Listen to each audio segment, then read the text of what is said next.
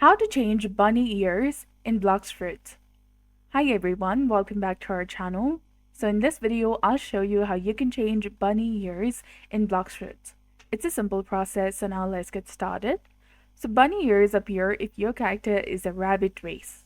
The race is one of the 4 available when you start playing, and the rabbit race is popular because it gives a speed boost useful for traveling, PvP, escaping combos, chasing, and running.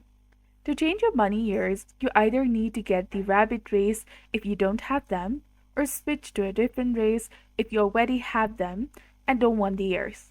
Bunny ears automatically appear when you are the rabbit race. Upgrading it to V3 will also give you a rabbit tail. So if you're lucky, you might randomly get the rabbit race when you first join.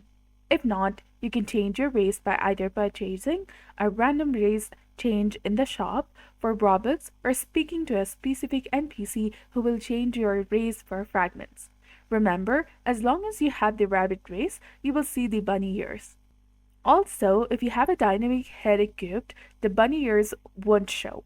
So remove any dynamic head that you're wearing, and if you're the rabbit race but don't want the ears, simply equip a dynamic head. Hopefully, this helped you change bunny ears in Blox Fruits.